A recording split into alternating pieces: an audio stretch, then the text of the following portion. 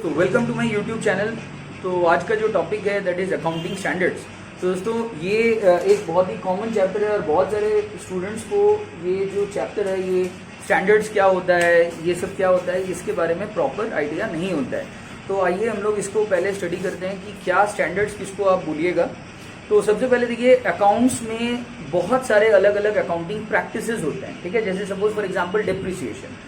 तो डेप्रिसिएशन को लेकर के क्या होता है ना कि जैसे आप मान लीजिए फॉलो कर रहे हो straight line method of accounting, मैं फॉलो कर रहा हूँ डिमिनिशिंग बैलेंस ऑफ अकाउंटिंग, ठीक है, बैलेंस मेथड ऑफ अकाउंटिंग। तो इस तरह से क्या होता है ना कि बहुत समय we don't get the proper idea कि हम लोगों को क्या करना चाहिए, because there are so many different accounting practices which are prevalent in the country and in the entire world. तो हम लोगों को एक कॉमन लॉ का जरूरत होता है। तो वो कॉमन लॉ हम लोगों को क्या करता है, हम लोगों को गाइड करता है, हम लोगों को बताता है कि हम लोगों को कौन सा कानून देश में फॉलो करना चाहिए, कौन सा अकाउंटिंग प्रैक्टिस सही है, कौन सा अकाउंटिंग प्रैक्टिस फॉलो करना चाहिए, ठीक है, कौन स्मूथ होगा। क्योंकि कभी कभी क्या होता है कि अकाउंटिंग स्टैंडर्ड्स हम लोग को ये भी गाइड कर देता है कि इस तरीके से अकाउंटिंग करो, इससे क्या होगा, तुम प्रॉपर तरीके से अकाउंटिंग भी कर पाओगे और ये आसान भी होगा। तो ये हम लोगों के लिए क्या है, शॉर्ट में अगर बोला जाए तो accounting standards are the laws, these are the laws और related to different accounting practices. तो आइए देखते हैं यहाँ पे मैंने क्या लिखा है। तो let's study to this thing. तो सबसे पहला पॉइंट है, these are the laws related to accounting practices. तो व्हाट आर अकाउंटिंग स्टैंडर्ड्स दोस्तों, आप लोग बोलिए मेरे साथ साथ, प्लीज रिपीट आफ्टर मी, ठीक है। Accounting standards are the laws related to accounting practices. बात समझ में आ रहा है? तो अकाउंटिंग प्रैक्टिस से रिलेटेड जो लॉज हैं उनको हम लोग बोलते हैं अकाउंटिंग स्टैंडर्ड्स। अच्छा, इसके बाद ये क्या है, दीज लॉज। ये लॉज ड्राफ्ट कौन करता है? देखो, लॉज ऑलवेज किसी को ड्राफ्ट करना पड़ता है, किसी को लिखना पड़ता है, ठीक है, फिर उसको कानूनन वैलिडिटी मिलता है, लीगल रिकॉग्निशन मिलता है। तो ये जो लॉज हैं, ये लॉज को ड्राफ्ट किया है the institute of chartered accountants of India, CICAI। तो उसने क्या किया है, वो एक बॉडी है, इट्स अ प्राइवेट बॉडी। तो उसने क्या किया है, उसने इसको ड्राफ्ट किया है। The laws are, these laws are drafted by the Institute of Chartered Accountants of India, that is the ICAI। इसके बाद यहाँ पे देखिए, ये जो लॉज हैं, अब आप देखो, कोई भी प्राइवेट बॉडी कुछ भी ड्राफ्ट कर देगा, कोई भी प्राइवेट आदमी कुछ भी बोल देगा, तो वो देश में मैंडेटरी नहीं हो जाता है। देश में सब कोई उसको फॉलो डेफिनेटली नहीं करेंगे, क्योंकि उसको कोई पावर ही नहीं है। ICAI को इस पावर नहीं है दूसरों को गवर्न करने का कि तुमको मेरा बात सुनना पड़ेगा। तो देश का सरकार जब तक कोई चीज को कानूनन वैलिडिटी नहीं देता है, by passing separate acts, by passing separate laws in the parliament और in the state Vidhan Sabha etcetera, तब तक उन लॉज का मतलब जो भी ड्राफ्टेड लॉज हैं, उन ड्राफ्टेड लॉज का कोई लीगल वैलिडिटी नहीं रह जाता है। अब होता क्या है कि ICAI के द्वारा ड्राफ्टेड ये जो लॉज हैं, इनका लीगल रिकॉग्निशन कैसे मिलता है? देखिए, these laws get legal recognition under the various provisions of companies act 2013। Companies act 2013 एक कानून है जो कि हर एक कंपनी के लिए लागू है, और हर एक कंपनी को क्या करना पड़ता है, इस कंपनीज एक्ट 2013 के प्रोविजंस को फॉलो करना पड़ता है। तो कंपनीज एक्ट 2013 में साफ शब्दों में बोला गया है कि जो लॉज ड्राफ्ट किया जाएगा एज अकाउंटिंग स्टैंडर्ड्स, वहां पे प्रोविजंस हैं। तो जो लॉज को अकाउंटिंग स्टैंडर्ड्स का दर्जा मिल जाएगा, उन अकाउंटिंग स्टैंडर्ड्स को पूरे देश में क्या किया जाएगा, वो लीगल वैलिडिटी मिल जाएगा और उसको फॉलो करना होगा।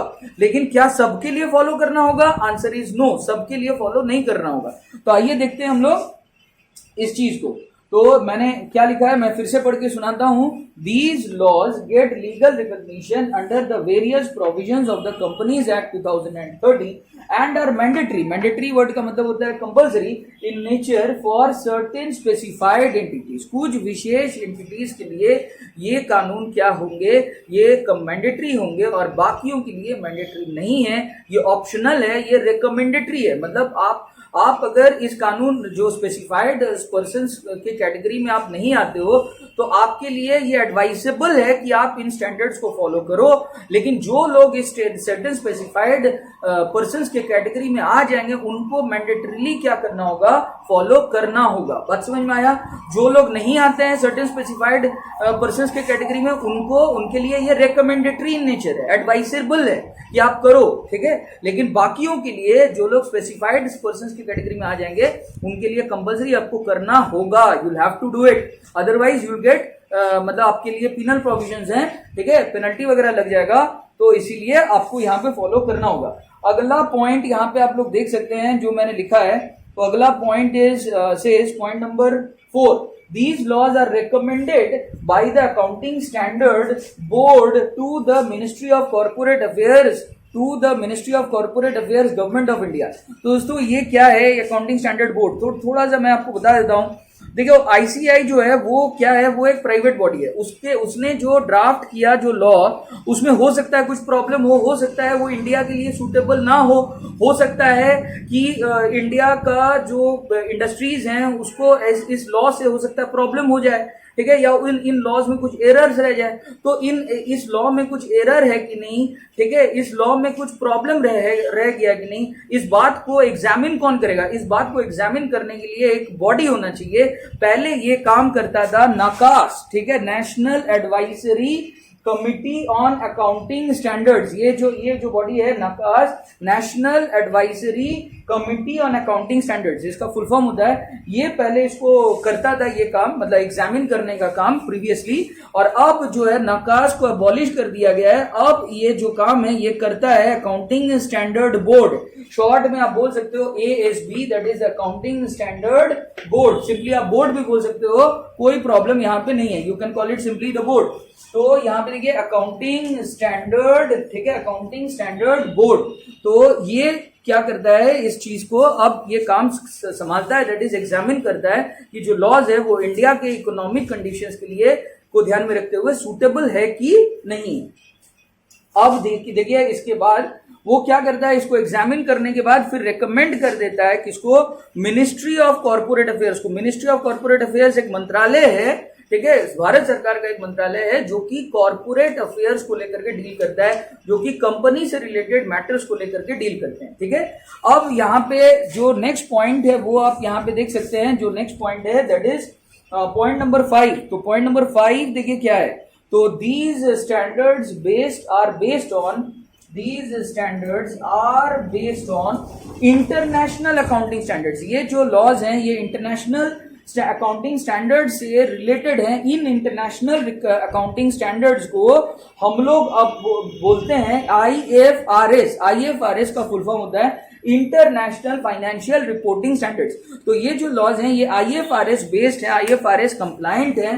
तो आपको कोई दिक्कत नहीं होगा अगर मान लीजिए कि आप इंडिया से कोई अकाउंटिंग स्टैंडर्ड्स आप पढ़ चुके हो और आप विदेश में जाकर के अकाउंटिंग प्रैक्टिस करना चाहते हो, तो आपको अब से कोई भी प्रॉब्लम नहीं होगा, बिकॉज पूरा थ्रू आउट द वर्ल्ड, ठीक है, ऑलमोस्ट सिमिलर प्रिंसिपल्स फॉलो होते हैं, ठीक है, विथ माइनर एडजस्टमेंट्स। तो इंडिया ने भी कुछ माइनर एडजस्टमेंट्स किया है इन लॉज में। तो these standards are based on international accounting standards and are modified according to, ठीक है, and are modified according to conditions and practices in India, and are modified according to conditions and practices in India। मतलब ये कि भारत का economic socio economic scenario को ध्यान में रखते हुए इन लॉज को टाइम टू टाइम क्या किया जाता है, इसको मॉडिफाई किया जाता है, इसको एडजस्ट किया जाता है। तो इन मॉडिफाइड अकाउंटिंग स्टैंडर्ड्स को भारत में किस नाम से पुकारा जाता है? आप देखिए, इन मॉडिफाइड अकाउंटिंग स्टैंडर्ड्स को भारत में पुकारा जाता है इंड एस के नाम से। इंड एस के नाम से हम लोग इसको जानते हैं। तो दिस इज द स्टोरी दोस्तों। अब हम लोग ऑब्जेक्टिव्स वगैरह के बारे में भी स्टडी करेंगे कि क्या मकसद है इन लॉ